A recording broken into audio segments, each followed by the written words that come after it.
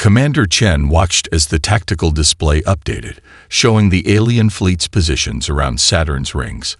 Her palms were sweaty inside her flight gloves, but her voice remained steady as she addressed the crew of the UDF Defiant. All ships maintain radio silence. Prepare to engage on my mark. A dozen Earth vessels, hastily retrofitted with experimental weapons, lay in wait within the icy particles of Saturn's B-ring. The massive gas giant provided both cover and a magnetic amplification field for their weapons. It was humanity's best chance, however slim. Lieutenant Jackson, her tactical officer, leaned in close. Commander, the aliens have deployed scout vessels. Estimate 4 minutes until they detect our position. Chen nodded. This was always going to be a one-shot ambush. Initiate Operation Slingshot. All ships prepare to converge on target Alpha. Across the small fleet, engineers diverted power to experimental gravitic lenses, devices that used Saturn's natural magnetic field to focus their conventional weapons to devastating effect. The technology was untested beyond simulations, but Earth had run out of options. Alien scouts changing course, Jackson reported, tension evident in his voice. They detected us. Now or never, Chen said. All ships, execute attack pattern Delta. Fire on my mark. The UDF vessels surged forward from their hiding places, engines flaring as they accelerated toward the much larger alien ships. The enemy responded immediately, their formation shifting with an eerie, synchronized precision that suggested some form of collective consciousness. 3, 2, 1. Mark. A dozen energy beams lanced out from the human vessels, each seemingly too weak to pose any threat to the massive alien ships.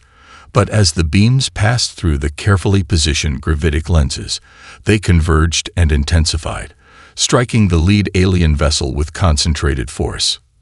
For a moment, nothing happened. Chen felt her heart sink. Then the alien ship's shields flickered and failed.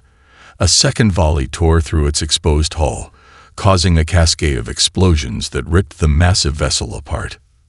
Direct hit, Jackson shouted, abandoning protocol in the excitement. Their shields couldn't adapt to the modulated frequencies. Don't celebrate yet, Chen warned. All ships, execute evasive pattern Omega. Target the next vessel in the sequence. The alien fleet's response was immediate and brutal. Energy weapons of unknown design lashed out, catching the UDF, intrepid in a crossfire that vaporized the ship instantly. 300 souls gone in a heartbeat. Chen forced down her grief. Maintain formation. Focus fire on target Beta. The battle raged for 27 minutes that felt like an eternity. When it was over, 4 alien vessels had been destroyed or disabled, at the cost of 7 Earth ships. As the surviving UDF vessels regrouped, Chen ordered a daring mission to board one of the crippled alien ships.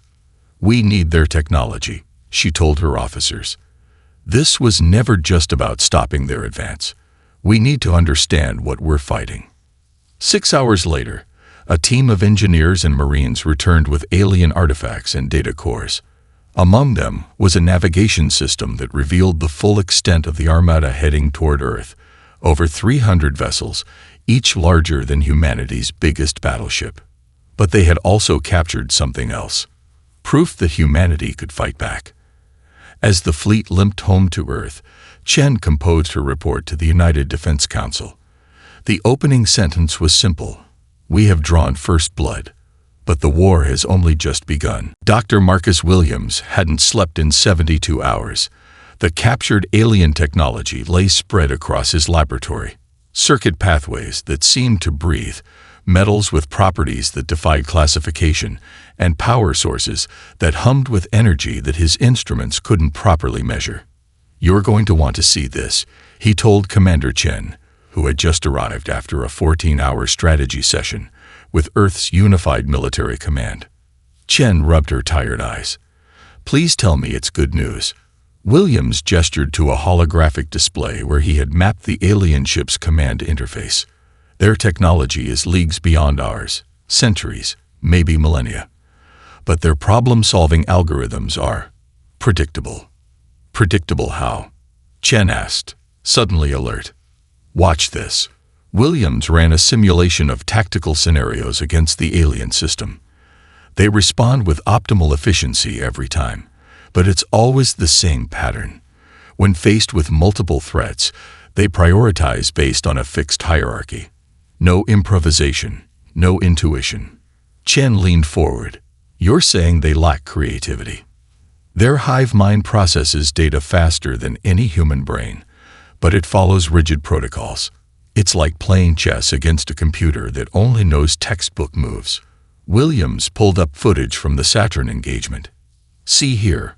When we used the gravitic lenses, they had no adaptive response because it was outside their experience. Chen's mind raced with possibilities. So unconventional tactics might work where brute force would fail. Exactly. They have superior firepower, but we have adaptability. Williams pointed to another display showing the alien neural network architecture. And there's something else. The technology interfaces directly with their biology. It's designed for their specific neural patterns. When I try to simulate human interaction with their systems, it creates unpredictable results. Unpredictable how? Chen asked. Their systems can't anticipate human intuitive leaps. We're too random for them. Williams smiled for the first time in days. Commander, our greatest weakness might be our greatest strength. 3 days later, Operation Wildcard was underway. In the asteroid belt between Mars and Jupiter, mining vessels converted to guerrilla fighters played a deadly game of hide-and-seek with the advancing alien forces. Each human ship operated independently, following no discernible pattern, using the asteroids for cover and improvising weapons from mining equipment. Lieutenant Sorensen, commanding the modified mining vessel Prospector, watched as her crew attached shaped mining charges to a massive nickel-iron asteroid. Detonation in 30 seconds, her engineer reported. Though I still don't see how this helps against those alien behemoths. We're not trying to destroy them, Sorensen explained. We're creating a debris field with a very specific composition. When the charges detonated, the asteroid didn't shatter as expected. Instead, the specially calibrated explosives pulverized a specific portion, creating a cloud of metallic dust that expanded in a directed pattern toward the approaching alien vessels. As the cloud enveloped the lead alien ships, their sensors began to malfunction, unable to distinguish between the metallic particles and the human vessels hiding among them. In the confusion, Sorensen's small fleet struck from multiple angles, targeting sensor arrays and propulsion systems before disappearing back into the swirling debris. Aboard the UDF command center on Ceres, Commander Chen received Sorensen's report with grim satisfaction. One battle doesn't win a war, she told her officers, but now we know they can bleed.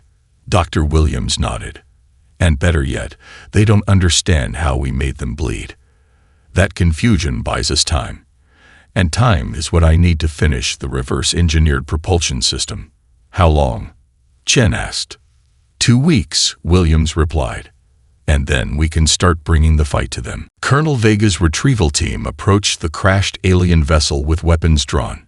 Siberian snow crunched beneath their boots as they secured the perimeter around the impact site. The scout ship had carved a half-mile trench through the taiga before coming to rest, steam rising from its shattered hull as hot components met the frozen air.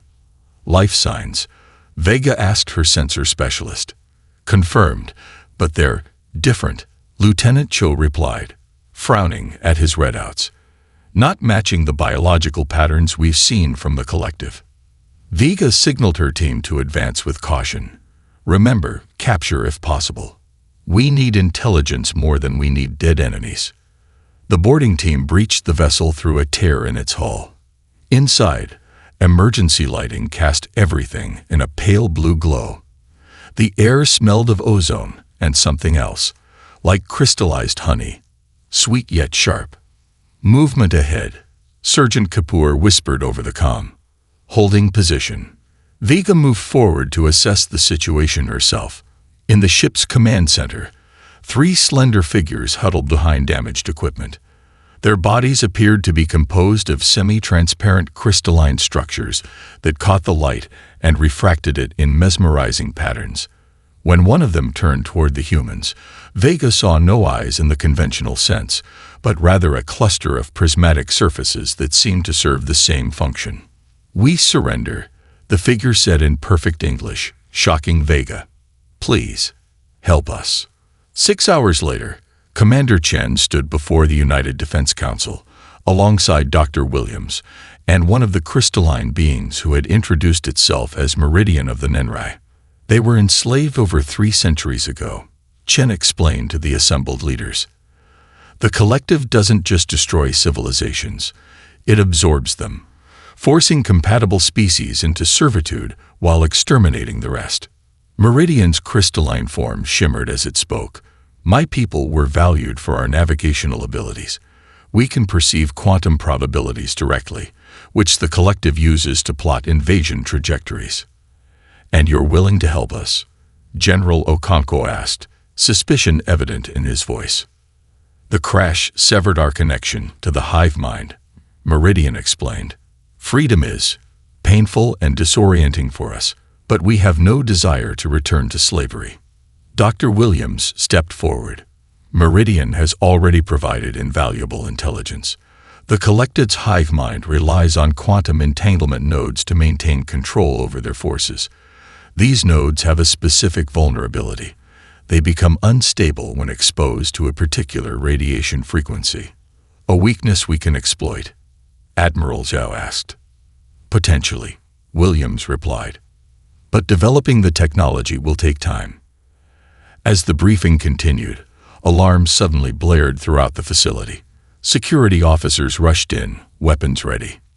"We have a situation," announced General Santos, receiving information through his earpiece. "Vice Admiral Donovan has seized control of the Pacific Fleet. He's broadcasting a message claiming surrender is our only option and has threatened to bomb our defensive positions if we don't open negotiations with the collective." "This is what happens," Meridian said softly. "Division, fear, desperation. The collective has seen it before, in 17 other civilizations." "What happened to those civilizations?" asked President Kaplan. Meridian's crystalline form darkened. "Allow me to show you." The alien touched a small device to the conference room's display system. Immediately, the screens filled with images that made even the hardened military leaders recoil. Billions of consciousnesses, digitized and imprisoned in computational matrices, endlessly simulated to believe they still lived while their actual bodies were processed into biological fuel. "This is the preservation the collective offers," Meridian said. "This is what awaits humanity if you surrender." A heavy silence fell over the room. Then Commander Chen stood. "The coup must be stopped, and we need to accelerate our counterattack plans. Humanity will not join that database of horrors." For the first time, Meridian's crystalline features formed what appeared to be a smile.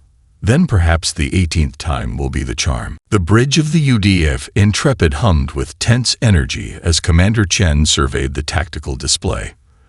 The red dots representing the collected ships clustered around Mars' orbit, their formation a geometric perfection that seemed almost beautiful, if not for the destruction it heralded.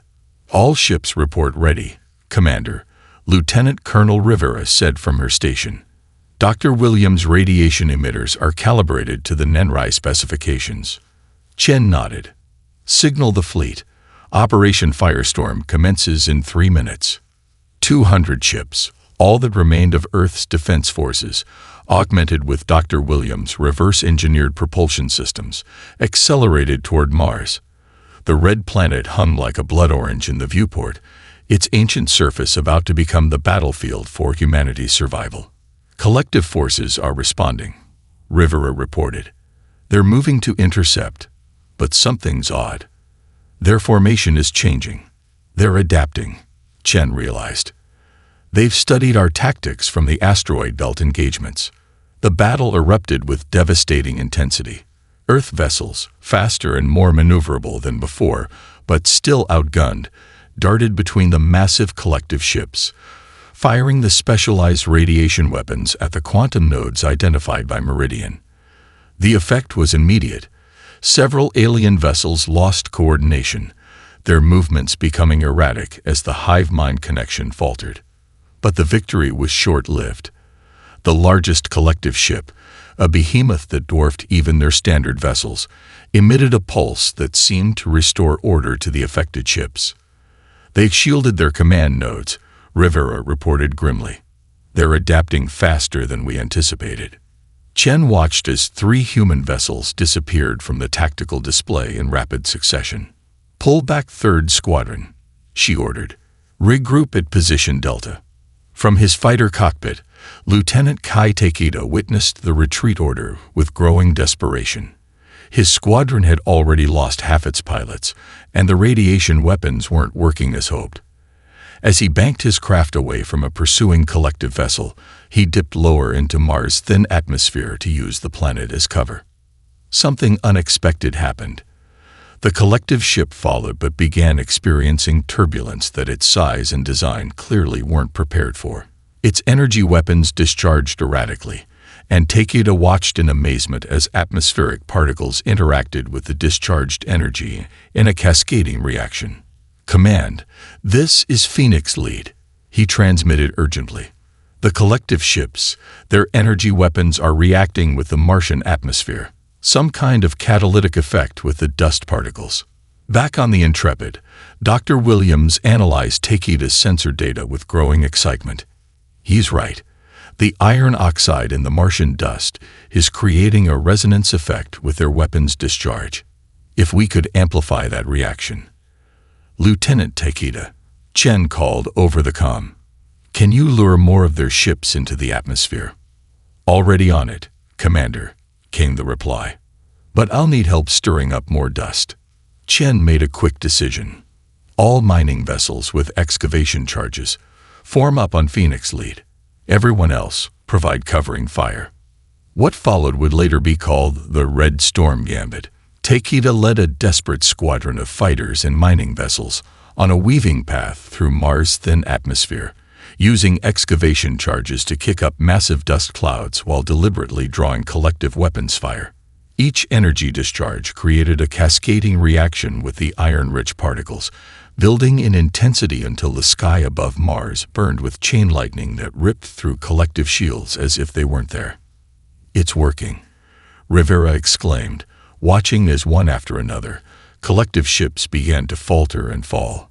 Their shields can't adapt to a purely environmental reaction. When the dust settled, literally and figuratively, nearly a third of the collective fleet hung dead in Mars orbit or had crashed to the surface. For the first time since the invasion began, humanity had scored not just a tactical victory, but a strategic one. As the battered Earth fleet regrouped, Chen allowed herself a moment of hope. "Send to all ships. Well done. Now let's press our advantage while they're reeling." Lieutenant Sophia Rice checked her gear one final time as the captured alien vessel accelerated toward the collective command ship. The infiltration team, 12 human special forces operators and 3 Nenrai guides, had trained for this mission for 2 weeks, but Reyes knew that no amount of preparation could fully prepare them for what lay ahead. "Final approach in 3 minutes, Captain Yusuf said from the pilot's seat. "Meridian has transmitted the authentication codes. So far, they're accepting us as a returning scout ship." Reyes nodded, then addressed her team. "Remember, our only objective is to reach the central processor and upload Dr. Williams' quantum virus. We're not here to fight unless absolutely necessary." The captured ship docked with a massive collective command vessel without incident. As the airlock cycled, Vesper, one of the Nenrai guides, turned their crystalline form toward the humans. "The collective consciousness is strongest here," Vesper warned. "You may experience disorientation or hear voices in your mind. Focus on your individual identity to resist." The team moved through the alien ship's corridors in practiced formation. The architecture was unsettling. Organic curves blended with mechanical precision, and surfaces seemed to pulse with an internal rhythm. Twice they had to hide as drones passed, But Meridian's intelligence proved accurate, and they avoided detection. "Junction ahead," whispered Sergeant Rodriguez, checking the holographic map projected from his wrist device. "Central processor is 3 levels down." They were halfway to their objective when the alarm sounded, not a blaring human-style alert, but a subsonic vibration that made their teeth ache and their vision blur. "We've been detected," Vesper announced, their crystalline form flickering with anxiety. "The hive mind is focusing on this sector." "New plan," Rice decided instantly. "We split up. 3 teams, 3 different routes to the central processor. Whoever gets there first uploads the virus." As they separated at the junction, Rice led her team, Rodriguez, Specialist Chung, and the Nenrai guide Vesper, down a maintenance shaft. They encountered resistance almost immediately. 2 drone guards that fired energy weapons that left scorch marks on the walls. Rodriguez went down, wounded but alive. "Leave me," he insisted. "I'll hold them off." "Not happening," Rice responded, dragging him behind cover while Chang returned fire. "Nobody gets left behind." Chang's next shot took down one of the drones, creating an opening. Rice seized the opportunity, leading her reduced team forward through increasingly narrow passages as the ship's internal architecture seemed to shift around them, trying to trap the intruders. Finally, they'd reached a massive chamber dominated by a pulsing crystalline structure. Unlike the elegant beauty of the Nenrai, this crystal formation looked parasitic, tendrils extending throughout the chamber like veins. "The central processor," Vesper confirmed. "Hurry. More drones are converging." Rice pulled the data core containing Dr. Williams' virus from her pack and approached the crystal structure. As she neared it, she felt an overwhelming pressure in her mind. Images of worlds burning, civilizations falling, and the cold, analytical hunger of the collective consciousness. "They know what we're doing," she gasped, fighting to maintain her focus. "They're trying to stop me." Vesper moved to her side, placing their crystalline hands on Raya's temples. "I will shield you. Finish the mission." With trembling hands, Rice connected the data core to an interface node. The upload began, progress indicators flickering across her tactical display. Distant explosions signaled that the other teams were engaged in firefights elsewhere in the ship. 80%. 90. Rice muttered, watching the upload while Chang fired at the entrance to hold back approaching drones. The moment the upload completed, a blinding flash of energy erupted from the crystal structure. Rice was thrown backward, a sharp pain lancing through her side as a drone's weapon found its mark. Through fading consciousness, she witnessed something extraordinary. The crystal structure's rhythmic pulsing faltered, then fragmented into chaotic patterns.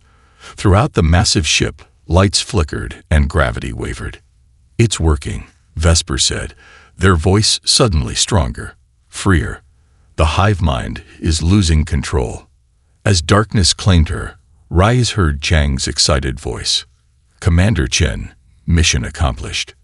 The virus is deployed." Commander Chen stared at the holographic display with growing dread. The temporary advantage gained from Lieutenant Raya's mission had begun to fade. 3 massive objects had emerged from beyond Neptune's orbit, moving with purpose toward Earth. Analysis confirms their collective vessels. Admiral Zhao reported, her face grim in the blue light of the command center. "But their configuration is unlike anything we've encountered before." "World ships," Meridian said softly. The Nenrai's crystalline form had darkened with what Chen had come to recognize as fear. The true heart of the collective. They rarely reveal themselves unless victory is certain, or unless they've been gravely threatened. Dr. Williams magnified the sensor readings. Each one is approximately 1/8 the size of Earth's moon. Their energy signatures are off the charts. The room fell silent as the implications sank in. Their victories, hard won and paid for in blood, had only revealed how outmatched they truly were. "They deployed something," Lieutenant Jackson said suddenly, pointing to energy spikes emanating from the lead world ship. "Detecting massive gravitational disturbances. On auxiliary screens, footage showed the devastating effects. A research outpost on Europa, crushed into nothingness, asteroids pulverized, space itself seeming to twist and distort around targeted areas. Localized gravity weapons, Dr. Williams whispered. They're creating artificial singularities, miniature black holes that collapse after a few seconds. Can we counter them? Chen asked. Williams shook his head. Not directly. The energy requirements would be. He stopped mid-sentence, eyes widening. Wait, maybe we don't need to counter them. Maybe we can overload them. Within hours, Commander Chen presented Williams' desperate plan to what remained of Earth's leadership. The proposal was met with stunned silence. You want to deliberately destabilize the moon's orbit? President Kaplan finally asked. Have you considered what that would do to Earth? Temporary gravitational fluctuations, Williams explained. Severe tidal effects for approximately 72 hours. But the lunar mass, properly positioned, would create a gravitational lens that could disrupt and potentially overload the worldship's gravity weapons. Admiral Zhou leaned forward. And if the calculations are off by even a small margin, then Earth loses its moon, Williams admitted, and potentially much more. Chen stepped forward. The collective will reach Earth in 5 days. Their gravity weapons will render our defenses useless. We've run out of conventional options. After hours of debate, the plan was approved.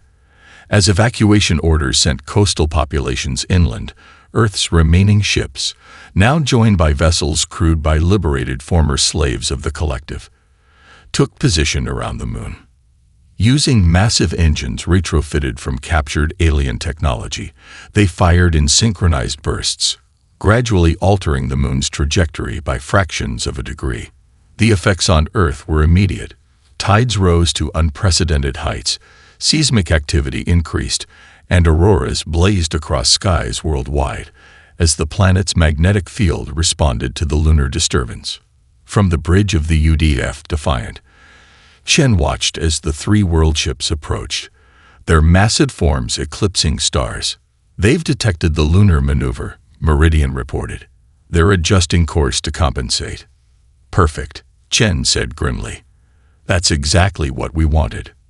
As the worldships spread out to avoid the gravitational disturbance, Earth's combined fleet split into 3 battle groups, each targeting a separate worldship. The first shots were fired as they passed the orbit of Mars, humanity's opening volley in what would become the most desperate battle in Earth's history. All ships, Chen broadcast to the fleet, remember your training. Remember what we're fighting for. Today we show the collective that taking Earth will cost them everything. Commander Chen watched through rain-streaked windows as evacuation transports lifted off from the flooded UDF headquarters. The lunar gambit had partially succeeded. 2 of the collective worldships had been critically damaged when their gravity weapons overloaded, but the third had adapted, adjusted its approach, and now hung in low Earth orbit like a malevolent moon. Status report, she demanded, turning to her remaining officers. Colonel Ramirez gestured to the tactical display. The worldship has deployed atmospheric drones over major population centers. Ground-based defenses are ineffective against their shielding. We're looking at worldwide casualties in the millions, possibly billions if they deploy their gravity weapons at full power. They won't, Meridian interjected. The Nenrai's crystalline form had taken on a deeper blue coloration since being rescued from the command ship. Not yet. The collective wants Earth's biosphere intact for harvesting. They will instead attempt to break your will to resist. As if to confirm this assessment, the sky above them darkened as the worldship adjusted its position, creating artificial eclipse conditions across the eastern seaboard.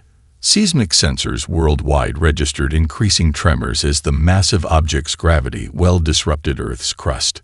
We need a new approach, Chen said. Conventional attacks aren't working. Dr. Williams, who had been silent until now, looked up from his data tablet. What if we stop trying to destroy it from outside? The worldship's shields are impenetrable to our weapons, but they're designed to repel external attacks. "You're suggesting infiltration," Chen said, immediately grasping his meaning. "Like Lieutenant Reyes' team did with the command ship." "Exactly, but with one critical difference." Williams pulled up a complex scan of the world ship's structure. "This isn't just a vessel. It's a biological entity. The collective consciousness is physically integrated into its structure." Chen studied the scan, noting the organic components interwoven with advanced technology. "How do we exploit that?" "We can't destroy it conventionally. It's too massive, too well protected. But if we could sever the connections between the biological components and the technological systems, we could essentially lobotomize it," Ramirez finished. Within hours, a desperate plan took shape. Commander Chen would personally lead a small strike force of human special forces and Nenrai volunteers. Using the propulsion system from a captured collective vessel, they would approach through the world ship's exhaust vents, one of the few areas where shields had to remain permeable. As the insertion craft prepared for launch, Chen addressed her team one final time. "I won't lie to you. The odds of survival are minimal. But every minute that world ship remains operational, thousands die. We have one chance to end this." The journey through the exhaust vents was harrowing. Superheated plasma flowed around their shielded craft, and multiple drone defenses had to be neutralized. When they finally breached the interior, what they found defied easy description. Vast chambers of pulsing organic tissue stretched before them, interwoven with crystalline computational structures. The air itself seemed alive with particulate matter that Chen realized with horror were microscopic drones, an extension of the collective consciousness. "It's detecting us," warned Sergeant Lopes as the tissue around them began to contract. "The ship itself is the enemy." They fought their way deeper, losing team members to biological defenses that manifested like antibodies attacking an infection. The organic corridors constricted behind them, cutting off retreat. "We're approaching the central nexus," their Nenrai guide announced. "The primary connection points between consciousness and ship systems should be just ahead." As they entered the central chamber, Chen saw it, a massive crystalline structure, similar to but vastly larger than the one Lieutenant Reyes had encountered. But unlike that previous mission, here the distinction between technology and biology had completely vanished. The collective consciousness wasn't merely controlling the world ship, it had become the world ship. "Set the charges here," Chen ordered, pointing to the pulsating neural pathways that connected the crystalline brain to the ship's systems. "We can't kill it, but we can disconnect its ability to control this vessel." Commander Chen stood on the observation deck of the newly commissioned UEF Explorer, watching Earth recede into the distance. 5 years had passed since the world ship crashed into the Atlantic, creating devastation that had reshaped coastlines and changed the lives of millions. She traced a finger along the scar that ran from her temple to her jaw, a permanent reminder of her narrow escape from the falling world ship. "Admiral Chen," a voice called from behind her. "The delegation is assembled in the conference room." Chen smiled at the new rank. "Thank you, Lieutenant. I'll be here shortly." Before heading to the meeting, she took a moment to appreciate the view. The Explorer was humanity's first true interstellar vessel, built using technology recovered from the crashed world ship. Its mission was unprecedented: to establish formal diplomatic relations with the 12 formerly enslaved species who had reached out to Earth after the collective's defeat. In the conference room, representatives from these species waited alongside human diplomats. The diversity was staggering, from the crystalline Nenrai to the gaseous Forathi, who required special containment fields to maintain their form. Meridian, now serving as Earth's ambassador to the liberated species, stood at the head of the table. "I never thought I would see this day," Meridian said as Chen entered. "My people spent 3 centuries believing freedom was impossible." "Freedom always seems impossible until it's achieved," Chen replied, taking her place at the table. "Now we need to ensure it lasts." Dr. Williams joined them, his hair now completely gray, but his eyes as sharp as ever. Since the world ship's crash, he had led the effort to adapt the alien technology to heal Earth's wounded biosphere.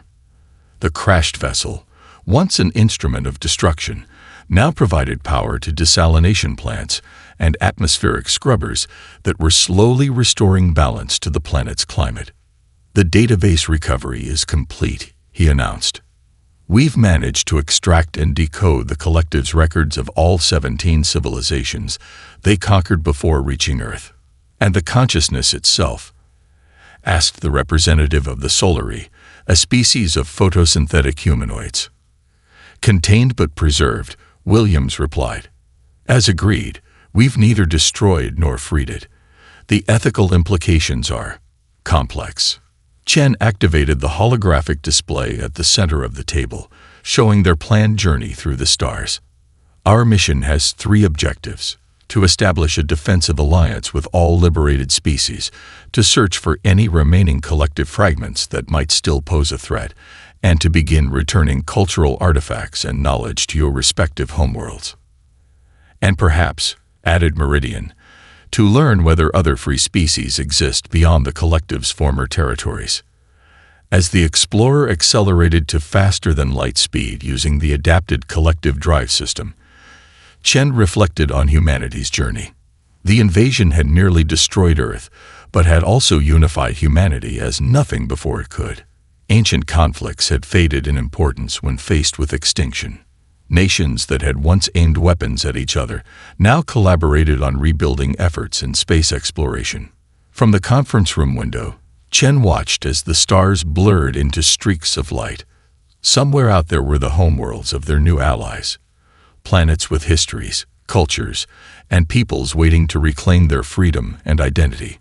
And perhaps beyond them, other civilizations that had never known the collective's shadow. "New course locked in," announced the ship's eye. "Estimated arrival at the Nenrai homeworld, 23 days." Chen placed her hand on Meridian's crystalline shoulder. "Ready to go home." The Nenrai's form shimmered with emotion. "After 300 years. More than ready, Admiral. More than ready."